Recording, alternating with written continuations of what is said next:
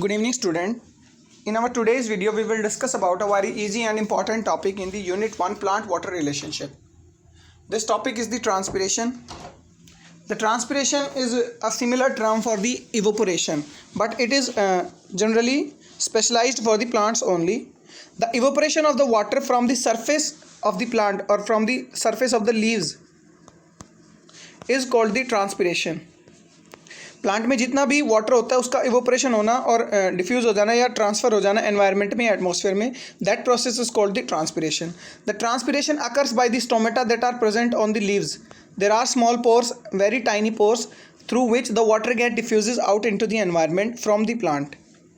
If we talk about a data, approximately 95 to 98% of the water get transpired again into the environment. Whichever be the amount of the water, for example, if we say 100 gram of the water get absorbed by the plant from the soil, so up to 95 to 98 gram, 95 to 98% of the water is again transferred into the environment. So only 2% water is used by the plant itself. Otherwise, maximum water that is being absorbed by the plant, it is get again converted back into the gaseous state and again transferred into the environment. If we talk about magnitude of some plants, for example, like a birch tree can transpire 300 of the kg water in a single day. Approximately that much water which we use is in a day for bathing or any other purposes. A maize plant, generally the growing season of maize is 3 to 4 months. मक्का जो होता है 3 से 4 महीने में grow कर जाता है. So that as compared to a birch tree, the size of maize tree is very very small. But in its growing season, it's transpire approximately 42 to 45 kg of the water. Okay, so generally what I told you is 95 to 98% of the water is again transpired into the environment, whatever be the absorbed by the plants.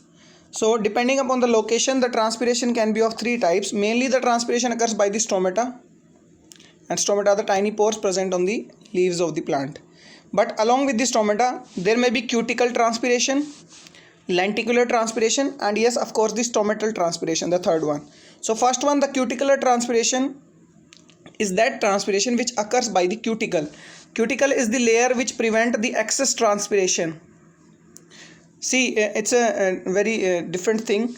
That cuticle is meant to prevent transpiration actually. Cuticle जो होती है वो transpiration को prevent करने के लिए actually बनाई गई है. वैक्सी लेयर होती है ओके एपिडर्मिस के ऊपर, लीव्स में एपिडर्मिस के ऊपर होती है, so that it can prevent the excess transpiration. But cuticle जो होती है वो मैनी प्लेसेस से क्या होती है, रप्चर हो जाती है. ठीक है, रप्चर हो जाएगी या लूजन हो जाएगी. तो दैट लूजन पॉइंट और the ruptured point can not prevent the transpiration. तो खुद क्यूटिकल के थ्रू भी, क्यूटिकल में जब पोर्स हो जाते हैं तो उन पोर्स के थ्रू भी ट्रांसपिरेशन हो जाता है. Although cuticle is meant to prevent transpiration, but it is also supporting the transpiration. So approximately 5% of the transpiration. Okay, for example, 100 gram water is transpiring, so approximately 5 gram water will be transpired by the cuticle itself, which was meant to prevent transpiration. Okay, so first one is the cuticle transpiration. Another one is the lenticular transpiration. जो lenticels के through transpiration होता है उसको हम lenticular transpiration बोलते हैं. Lenticels होते क्या हैं कि जो आपका स्टेम है, स्टेम की जो आउटर मोस्ट लेयर है, bark, there was a term periderm which you must studied in the anatomy. तो पेरिडर्म में क्या होता है, आपका कॉर्क सेल्स होती हैं. कॉर्क सेल्स रिजिड और डेड सेल है, बट कॉर्क सेल्स कभी कभी क्या होती हैं, लूजन हो जाती है कुछ प्लेसेस से, like these are the cork cells, but they create a space और they loosen from the some area. उस स्पेस्ड क्रिएट एरिया को या उस लूजन एरिया को हम लेंटिसेल्स बोलते हैं. बहुत सारे जो आपके ट्रीज हैं उनके बार्क में देखने को भी मिलता है कि आपका लेंटिसेल्स दिखता है इस तरह से, स्मॉल पोर्स. ठीक है, एप्पल में भी देखने के मिलते हैं. एप्पल का जो फ्रूट होता है उसमें इस तरह से जो आइज लाइक स्ट्रक्चर्स होती हैं, suppose this is the Apple, इस तरह से पूरे फ्रूट पे होते हैं आइज लाइक स्ट्रक्चर, वो भी आपके लेंटिसेल्स हैं. ओके, तो कुछ अमाउंट ऑफ वाटर लेंटिसेल्स के थ्रू भी ट्रांसपायर हो जाता है, जिसको लेंटिकुलर ट्रांसपिरेशन बोलते हैं. Although it's negligible, hardly 1% of the water transpire through the lenticels, so it is almost negligible. Main and the most important source of the transpiration are the stomata. So stomata के through जो transpiration होता है उसको हम stomatal transpiration बोलते हैं. It is the dominant transpiration and the dominant site for the transpiration. 90 to 95% of the total water that is being transcribed or transpired from the plant is through the stomata. So it is the main mode of the transpiration, the stomata. So generally we will discuss quickly the mechanism of the transpiration. Whichever be the water is being available in the xylem of the roots or the stem or the leaves within the plant, that water is firstly transferred into the intercellular space of the epidermis. पहले water xylem से intercellular space में आ जाएगा epidermis के या cortex के यहाँ पे. फिर क्योंकि वाटर कंसनट्रेशन प्लांट में हाई है, एनवायरनमेंट जो है वो जो डे टाइम में, because transpiration occurs in the day time और दी सनलाइट. इवोपरेशन कब होगा? जब सनलाइट होगी या टेम्परेचर ज़्यादा होगा. तो बाहर वाटर की कंसनट्रेशन कम है, इसी वजह से अंदर से वाटर बाहर डिफ्यूज हो जाता है simply from their higher concentration to the lower concentration. Okay, so this was the mechanism. Now we will discuss about some factors that affect the transpiration. Very firstly we will discuss the humidity. If there will be more humid environment, अगर humidity ज़्यादा है तो water concentration भी ज़्यादा है, और water concentration environment में already ज़्यादा है तो plant के अंदर से transpiration नहीं होगा, transpiration will be lower. If the temperature is higher, transpiration will be higher. Because day time में होता है, टेम्परेचर पे डिपेंड करता है. जितना ज़्यादा टेम्परेचर होगा उतना ही ड्राई एनवायरनमेंट होगा, और ड्राई एनवायरनमेंट में वाटर कंसंट्रेशन लो होगी, उस वजह से प्लांट का वाटर बाहर जाएगा. सो temperature will be higher, transpiration will B higher. More sunlight, more will be the transpiration. It's general indirectly related with the temperature. Wind velocity की बात करें तो मोर will be the wind velocity, more will be the transpiration. Water के जो molecules हैं, ठीक है, wind जो होगी, विंड जितनी स्पीड से हवा चलेगी उतनी हवा क्या होगी, ड्राई होगा एनवायरनमेंट. ठीक है. सेकेंड थिंग, जितने भी जो वाटर पार्टिकल्स होंगे उनको रिमूव कर देंगे सरफेस से. ठीक है, तो सरफेस पे वाटर नहीं है तो अंदर से वाटर बाहर क्या करेगा, मूव करेगा.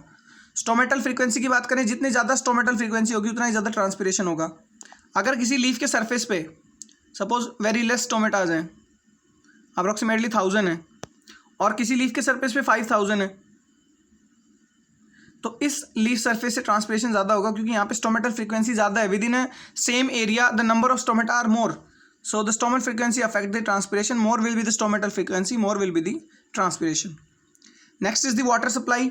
वाटर जितना अवेलेबल होगा सॉइल में उतना ही ज़्यादा ट्रांसपिरेशन होगा. If there will be less water the transpiration will be cutted by the plant itself. ABA hormone होता है, वो क्लोज रखेगा स्टोमेटा को अगर पानी कम है तो. But if there will be enough water supply the more will B transpiration, because I told you earlier maximum amount of the water that is being absorbed is get transpired. There is a term that is being generally asked with the transpiration, that is the anti-transpirant. Anti-transpirant वो substances होते हैं जो transpiration को prevent करते हैं. Okay, transpiration को prevent करने के लिए जो है आपके कुछ कंपाउंड्स हो सकते हैं, लाइक फिल्म फॉर्मिंग कंपाउंड्स हो सकते हैं कि लीफ के ऊपर हम उनको अप्लाई कर दें, ठीक है, क्यूटिकल की तरह ही. ओके, वैक्सी सब्सटेंसेस हो सकते हैं जो डायरेक्ट सनलाइट को कांटेक्ट में नहीं आने देंगे और ट्रांसपिरेशन को प्रिवेंट करेंगे. So I am telling you some examples like aspirin, carbon dioxide. Carbon dioxide itself is an anti-transpirant. Whenever the concentration of the CO2 is higher, the stomata will remain closed because the stomata are meant for exchange of the carbon dioxide for the process of the photosynthesis. ठीक है, photosynthesis करने के लिए जो है stomata open होते हैं बार बार, ताकि CO2 का अपटेक होता रहे, लाइट रिएक्शंस होती रहे, डार्क रिएक्शन के थ्रू फूड जो है वो फिक्स होता रहे, CO2 फिक्सेशन होता रहे. But when there will be enough CO2 inside already in the plant, so there will be no opening of the stomata and there will be less transpiration. So it's act like a anti-transpirant. The cuticle is also anti-transpirant. The PMA, phenyl mercuric acetic acid, this is also anti-transpirant. Abscisic acid is also anti-transpirant. It closes the stomata. The wax, the silicon oil, these are some examples of the anti-transpirant. So it's all about the transpiration. It's a general, easy and a very important topic. So have a nice day.